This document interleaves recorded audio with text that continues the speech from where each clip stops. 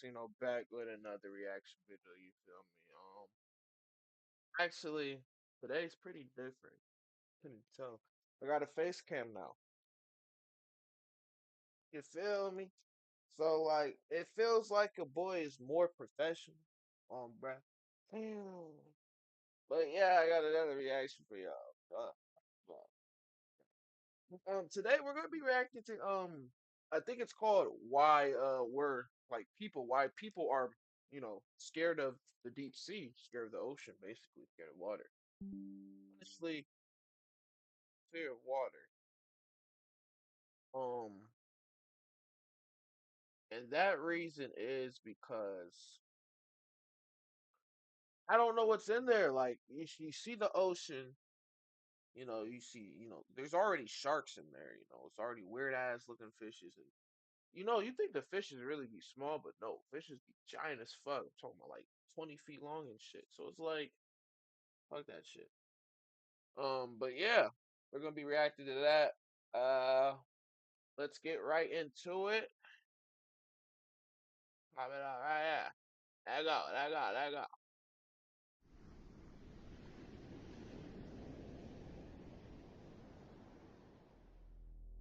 The term thalassophobia means an intense fear of deep water. It is one of the most primal and understandable phobias, for the dark abyss has always been a birthplace of monsters. Lurking below the waves are not only bizarre species known to science, but a vast multitude of imagined leviathans. Something about the fathomless void floods the human mind with visions of nightmarish creatures, which have scared and fascinated us since we first gazed into the deep. So, for this entry into the archive, we'll dive into depths both real and imagined, and discover what terrors lurk within the heart of the sea. Beginning This your nigga descent. fucking cracking, yo. Cruising depth in roughly 40 seconds. Stand by. I'll begin with the game Iron Lung, where you play as a convict sealed inside a cramped submarine, exploring depths so far below the vessel's safety limit that the only window has to be welded shut. It's a good starting point because despite its retro-style graphics, I believe that, short of falling into the Mariana Trench, it's the closest you can get to experiencing the terror of the deep sea firsthand. Iron Lung takes place in the wake of an event called the Quiet Rapture, in which every known star and habitable planet just vanished, leaving behind only those who were on space stations. And one remaining moon is now covered in what seems to be an ocean of blood, and it's this Mm. ocean you're diving beneath. Very Oh, relaxing stuff. With the window welded talking shut, about your very only way of relaxing stuff. navigating is using a primitive radar system that pings when you're near a wall. But soon, you start to get pings even when you're in open water. The sole method of checking What? what's out there is using a camera that essentially works like an old Polaroid, taking a few nail-biting seconds to process the image. At first, despite the pings on the radar, you see no monsters, but you do see other things. Mysterious bones that defy explanation, twisting structures that almost resemble pipes, even, impossibly, what seems to be the remains of a building. What Until eventually the? you take a picture, and in the corner, it's hard to convey how frightening this Big ass moment is. fish. That's what I was Because talking about. That's what I was talking about, y'all. Imagine you just going in the ocean, minding your business, trying to do a little deep dive and shit, just trying to like, exploring shit. You're curious, bro. You want to explore. And you just see this motherfucker right here. Fuck that, bro. I'm scared. I'm actually scared of the ocean.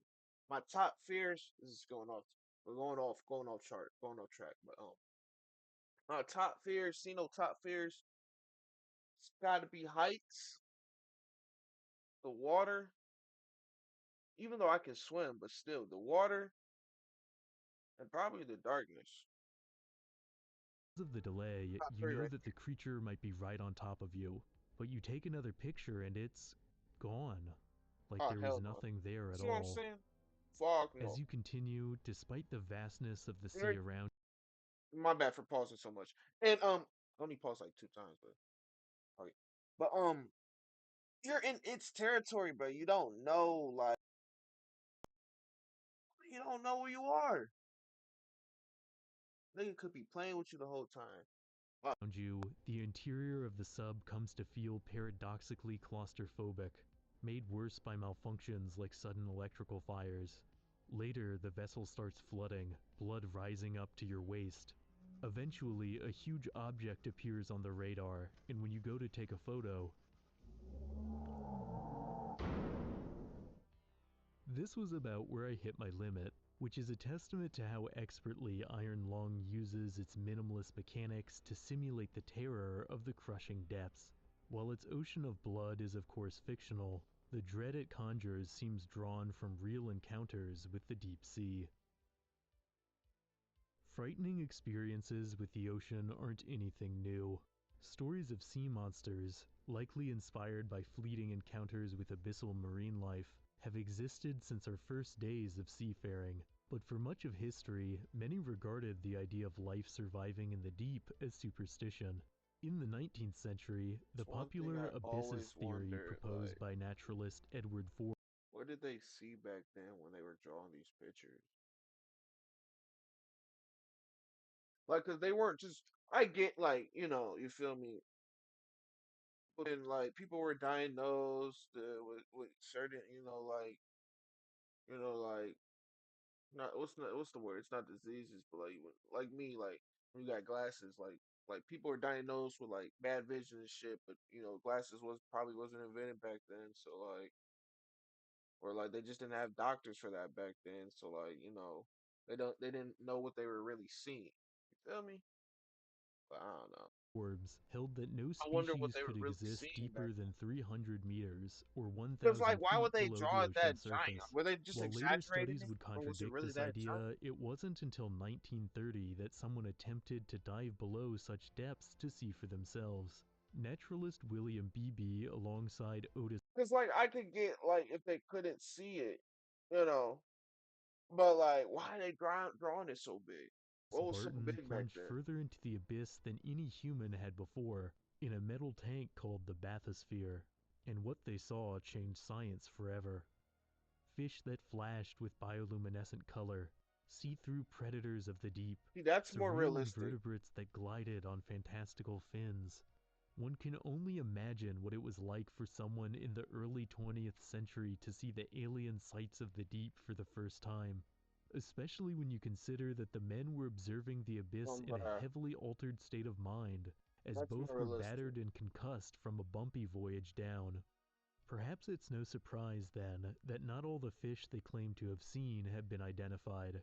Beebe stated he saw a bizarre This might creature be named the aliens, five-lined honestly, bro. constellation fish, and while no such They species look has ever so been weird. spotted again, the description bears a striking resemblance to a deep-sea comb jelly, which Beebe might have interpreted as a fish, unable to comprehend its true form. Even more Fuck incredibly, is that Beebe thing? claimed that two giant dragonfish larger than the sub So itself swam by, which have also never been documented since. It's possible that once again, Beebe saw another deep-sea species and misidentified it, or it's possible that these giants have simply eluded detection. In either case, the bathysphere's descent and others like it flooded the public consciousness with visions of the watery depths. Over the next few decades, numerous leviathans rose up from the abyss and into early cinema, with movies about aquatic monsters terrorizing the land becoming exceedingly popular. One of the most famous of these films was the 1954 adaptation of Jules Verne's 20,000 Leagues Under the Sea, a movie with origins even older than the bathysphere. The novel it's based on comes from 1870 and actually atmosphere. predicted the invention of submarines, making it foundational to all sci-fi interpretations of the deep sea. Leading into the modern era, the vast majority of films That about the Jaws. ocean have continued to portray it as a hostile realm. Nearly everything about the uncharted depths lends What itself the? to Oh, I remember horror, that from the movie. crushing I watched that pressure to the movie. low visibility to the bizarre creatures that swim in the gloom. The deep sea can be Saw so that shit with alien, my some friends works in of like sci-fi have imagined fucking it as home to literal ninth aliens. grade, In tenth James grade. Cameron's The Abyss, humans make first contact with a group of advanced aquatic extraterrestrials who settled in Earth's oceans long ago. The film seems to take inspiration from In the Abyss by early sci-fi novelist H.G. Wells, in which an explorer discovers a similar hidden society of intelligent, undersea beings. Perhaps it should come as no surprise the ocean is portrayed as a hideaway for extraterrestrials, as many real deep-sea species seem like they'd be right at home on another planet. Take, for example, the barrel-eye fish, an animal with translucent skin that allows Eh? it to look upwards through its head to spot prey. Or the vampire squid, a cephalopod whose underside is covered with fearsome-looking spikes to ward off predators. Yo, The life forms of the depths can be so unsettling, it's understandable that most media interprets it as ocean is like, bro. That's what I was saying. The ocean is so scary, man. Like, dude, you would never see on land. No, don't get me wrong. We got some land creatures that are pretty terrifying. But the ocean, like damn near every creature is scary, bro. Like I would not want to be no. I'm glad I'm blessed that I'm a human, bro. I'm not gonna lie, bro. a terrifying Fuck realm. that. Yet a greater understanding of the oceans hasn't just led to fearful artistic reactions. Abzu is a soothing video game that makes a stirring case for the beauty of the undersea realm. Following the voyage of a diver through stunning marine environments, the gameplay involves no combat or survival mechanics. Instead, you I spend your saw this time shit. drifting through shoals of simulated fish, taking the flipper of a porpoise and leaping over the waves, or diving with giants of the deep. Yeah, Abzu invites you into the beating heart of the ocean, where every moment thrums with the remember rhythm this. of life. At the same time, it is a game that politely asks you to let your mind wander, to let go of your fears and meditate on the calm vistas around you. But even in the cheeriest, most brightly lit renderings of the ocean, there are Hell often no. moments where the dread of the vast abyss creeps in. One major example of this appears in Beyond Blue, an underwater exploration game where you catalog different species of What's it marine life. this? Compared to Abzu, Beyond Blue takes a less stylized but equally peaceful approach to Might underwater have been this. exploration. Yet even though it's not I don't know, intended to yo. frighten, there are I parts saw of this game something. I saw some a game similar like these. that I find scarier than the entirety of certain horror titles. There's a moment in Beyond Blue where from the pitch black void, a giant squid attacks your camera before disappearing again into the unknown.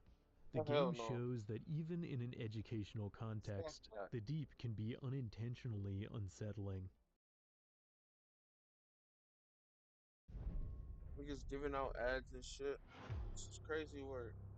Is that what I promise I'm Perhaps the paying for ultimate that example of subscription. I accidental promise, Jay. horror is Subnautica, a series that plunges you into the alien seas of a distant planet. Subnautica and its sequel bring you face to face with so many nightmarish aquatic predators they're often described as horror games, or at least horror adjacent. Yet that wasn't the intention when the game was in initial development. Originally, Subnautica was planned to be a more relaxed cruise Subnautica. through an aquatic realm, but No, early I remember testers this kept game. getting frightened by the unknown depths, leading I used developers to to watch realize the potential the Markiplier game play this had as a shit, more intense Jacksepticeye, experience. Corey, all Yet of the them. power of Subnautica comes from more That's than when the just nigga jump was a scares. youngin'. The game will stun you with the vastness of megafaunal filter feeders, But no, befuddle that you shit's with the scary for bizarreness of sure. unclassifiable It oddities, really and like bewilder you with the it really takes you into the depths of the unknown. Oh, damn, hell no. Damn, that shit's scary for blurred real. light of bioluminescent They do a good wonders. job with that. Though not set on Earth, perhaps more than any game, Subnautica presents the experience of the ocean in its totality, a realm that inspires both awe and terror. I think it's curious, then, that despite crafting a painstakingly complex, diverse biosphere of simulated life, All right, y'all. My bad. Somebody had called me, but yeah, let's get right back into the video. Forgot Subnautica what is I was talking typically about. remembered as a game designed only to terrify. In But yeah, today's market, they did a good Subnautica job with doesn't that shit. seem like it should be able to frighten audiences. There is no killer chasing you, no axe-wielding maniac just around the corner. Threats that are much closer to us land dwellers than something thousands of feet below the waves. And yet the dread that Subnautica evokes can be overwhelming, all-encompassing, to the point where you forget the more peaceful parts of the ocean and vow to never dip a toe in the water again. Oh, bruh. Even when the ocean isn't presented as something frightening, the vast majority of humans still feel some uneasiness towards the immeasurable deep. In regions where the light dims and visibility drops off, our rational mind fades out and our animal mind checks in and gets to work frightening us, conjuring images of immense leviathans twisting just out of sight. Of course, it doesn't help that there are leviathans in the depths. Abyssal gigantism is the scientific term for the tendency of deep-sea dwelling animals to grow far larger. Yo, hold on. The scientific term for the That thing looks like one of those you know those I don't know what they're called, alien babies? An alien? Oh, that's what it looks like. It's tendency of deep tell me that like in the abyss, like that shit like holds like something like very, very scary, bruh. sea-dwelling animals to grow far larger than their shallow water relatives. While there are some Man, proposed that shit look like explanations the for this alien baby. phenomenon, the inaccessibility of abyssal habitats means that there's still much we don't know about the giants of our own oceans. It can make you feel like anything might be down there. Like what is And that that can thing? cause problems. A few years Whoa. ago, Oh an hell no. infamous Discovery Channel documentary took advantage of the ocean's potential to conceal monsters and suggested the long extinct shark, the megalodon, still swam in the oceans. This concept gained so much traction in the public eye that it seemingly inspired The Meg, a movie in which a somehow still living megalodon attacks modern beachgoers. While it's easy to laugh at the Saw fact that that. so many people believed a Saw the prehistoric shark second one still too. lived that a major studio made a multi-million-dollar I blockbuster feel about like it, the this second cultural one was phenomenon shows the power of the Loki ocean's unknowable vastness to about the trigger same. human And Loki was imagination. Yet both many of were us had our trust shattered years earlier, with the release of a mockumentary called Mermaids: The Body Found. This widely aired faux documentary sets out to convince you that mermaids are real hominids descended from aquatic apes, and for the time, it was pretty convincing, using fake cave paintings, suck. manufactured artifacts, and even full CGI recreations to lend plausibility to the absurd concept. The film honestly goes so far into fictional mermaid biology, it almost feels like a work of speculative evolution. It even folds in real-world unusual phenomena, like the bloop, and claims they were the result of mermaids. For those of you who don't know, the bloop is a strange underwater noise recorded in 2002 that was many For orders of real? magnitude louder than even the This is largest real? whale calls. While the sound instigated speculation of an undiscovered creature, further analysis shows it was almost certainly the result of a glacier moving. But the speed at which these hoaxes and misunderstandings have spread shows that the skeptical part of our psyches shuts down when it comes to gazing into the abyss. It's no accident that one of the So were they saying that mermaids are real? Yo, no, bro. That's crazy. If I saw a mermaid in real life, now that I know like they're real and shit. If I saw one in real life, hell no, bro. Fuck that. most widely reported childhood Half human, fears is of half a shark fish? lurking in the deep end of a swimming pool. Plausibility doesn't matter. When it comes to deep That's water, crazy. So they anything created could be something waiting called down the below. blue. Hmm. Yet paradoxically, sometimes the best way to convey the power of the ocean is to reveal very little of it. And few pieces of media make use of the unseen better than the anxiety-inducing Water Womb World, a deeply surreal pixel art game created by indie designer Yames. The game follows a religious man who believes he's found the origin point of life deep below the waves. The game is dark, not just thematically, but literally. At any given moment, the vast majority of pixels on screen are pure black as you gaze out from your helmet Interesting. into the unyielding vacuum of the ocean. It looks Much cool of the because I've never gameplay seen a involves game like sifting through this. silt, where you find things that should be there like a pair of goggles. and things that definitely shouldn't, like a human skull that's over 10,000 years old. The more unsettling What? objects you find, the more you become convinced that a big scare is coming, that any moment now something will pop out of the darkness. But nothing comes, until back at your undersea lab, you hear this. Fuck. Hell no. Returning to the abyss, you find the darkness is more all-encompassing than ever, and then, from the gloom, emerges this. The main character interprets the being as an angel, and continues to dig up increasingly disturbing.